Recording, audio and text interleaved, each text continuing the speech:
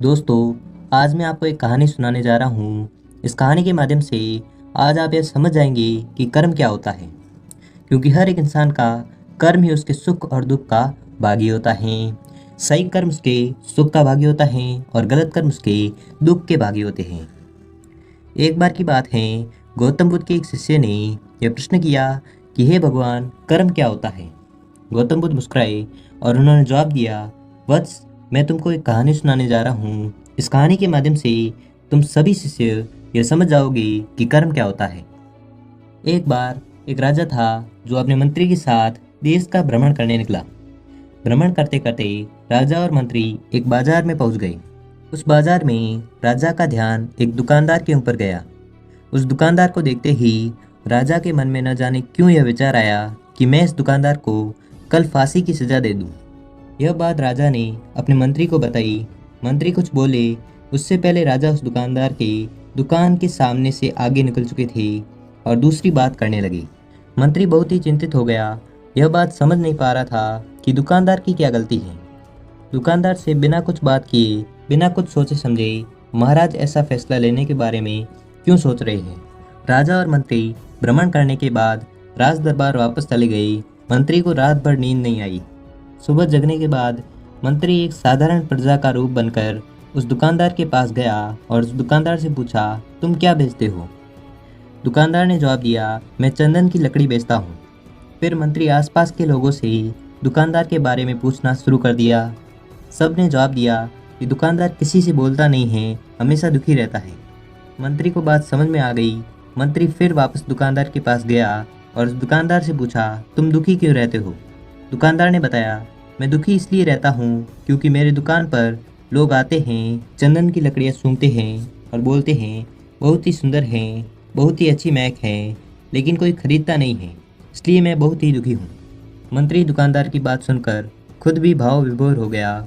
कोई भी दुकानदार क्यों न हो, अगर उसके दुकान का कोई भी सामान खरीदा ना जाए, जबकि सामान में कोई भी कमी न हो, तो वह दुखी होता है।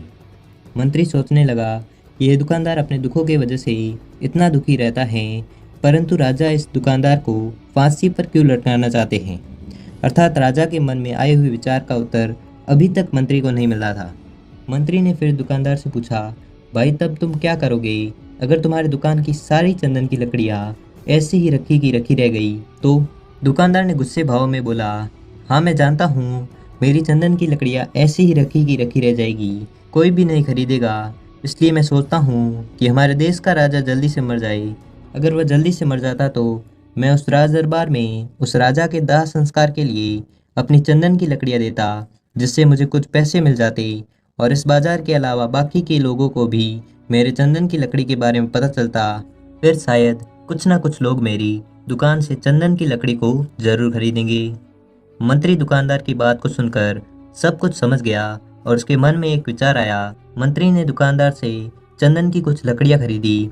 इस खरीदारी से दुकानदार को कुछ पैसे भी मिल गए और वह थोड़ा खुश भी हो गया। मंत्री चंदन की लकड़ियों को लेकर वापस राज दरबार चला गया।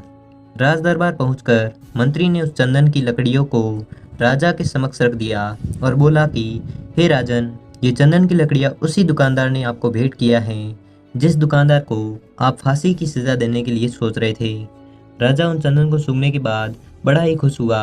उन्होंने कहा, यह चंदन की लकड़ियाँ बहुत ही ज़्यादा खुशबूदार हैं। दुकानदार के इस अनोखे भेंट से राजा बहुत ही खुश हुआ और मंत्री को कुछ स्वर्ण मुद्राएं दिए तथा बोला, जाओ उस दुकानदार को ये स्वर्ण मुद्राएं इनाम में दो और बोलना कि आज के बाद महल में जब भी कभी चंदन की लकड़ी की जरूरत पड़ेगी तब तुम्हारी दुकान से ही चंदन की लकड़ी ली जाएगी। मंत्री मुस्कुराने लगे और सोचने लगे कि अब तो राजा के मन में भी उस दुकानदार को फांसी देने का विचार आ ही नहीं सकता, क्योंकि अब तो हमेशा राज दरबार के लिए चंदन की लकड़ियाँ का इंतजाम की जिम्मेदारी उस दुकानदार को जो मिल गई है। मंत्री स्वर्ण मुद्राओं को लेकर वापस दुकानदार की तरफ चल दिया। इधर राजा इस विचार में पड़ गई कि वह दुकानदार तो बड़ा ही अच्छा इंसान है।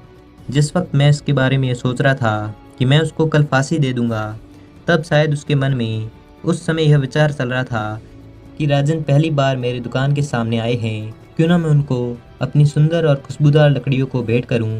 और आज उसने मुझे भेंट भी किया। बेवजह ही मैं उसको फांसी देने के बारे में सोच रहा था। इधर मंत्री दुकानदार के पास पहुंच गया। मंत्री ने राजा के द्वारा दी गई स्वर्ण मुद्राओं को दुकानदार को देते हुए कहा कि जिन चंदन की लकड़ी को कल मैं खरीद कर गया था, उन चंदन की लकड़ियों को राजा ने बहुत पसंद किया और इनाम के तौर पर तुमको ये कुछ स्वर्ण मुद्राएं भी दिए हैं। दुकानदार बहुत ही खुश होने लगा। साथ ही साथ मंत्री ने उस दुकानदार को यह भी बताया कि अब आज के बाद राज दरबार में अब जब भी कभी चंदन की लकड़ी की जरूरत पड़ेगी तो सारी चंदन की लकड़ी तुम्हारी दुकान से ली जाएगी। दुकानदार मंत्री की बात सुनकर बहुत ही खुश हो गया। मंत्री ने दुकानदार से पूछा, क्यों भाई, तुम तो राजा के बारे में इतना बुरा भला सोचते थे, लेकिन राजा तो देखो तुम्हारी कितनी चिंता करते हैं। राजा कितने अच्छे हैं। राजा अपनी प्रजा के बारे में कभी भी गलत नहीं सोचते हैं। दुकानदार मंत्री की बात से सहमत हो गया और बहुत दुखी हुआ। दुकानदार मंत्री से बोला, मैं कितना गलत सोचता था राजा के बारे में। राजा तो बड़े ही अच्छे हैं, बड़े ही भले राजा हैं। भगवान करे कि राजा की बहुत ही लंबी आयु हो। यह बात सुनकर मंत्री भी बहुत खुश हुआ। फिर मंत्री वहां से वापस राज दरबार को चला गया और यहीं पर गौतम बुद्ध ने इस कहानी को समाप्त कर दिया। फिर अपने शिष्यों से उन्होंने पूछा कि अब बताओ कि कर्म क्या है। किसी शिष्य ने कहा, कर्म बोले हुए शब्द हैं। किसी शिष्य ने कहा, कर्म वाणी है। तो किसी ने कहा, कर्म सोच है। तो किसी ने कहा, कर्म भावना है, वगैरह वगैरह। अपने सारे शिष्यों का जवाब सुनने के बाद गौतम बुद्ध ने बताया कि कर्म हर एक इंसान के खुद के विचार होते हैं। हमारे विचार जैसे रहेंगे हम वैसे ही कर्म करेंगे और उन्हीं विचारों के द्वारा की हुई कर्म हमारे सुख और दुख के लिए उत्तरदायी होंगे। अर्थात हमारे विचार अगर गलत हैं तो हमारे द्वारा की हुई कर्म भी गलत होगी तथा इसका परिणाम भी गलत निकलेगा। परिणाम स्वरूप हम दुखी रहेंगे। अगर हमारे विचार सही रहेंगे तो हम सही कर्म करेंगे। सही कर्म करेंगे तो फिर सही फल मिलेगा, जिससे हम सुखी रहेंगे।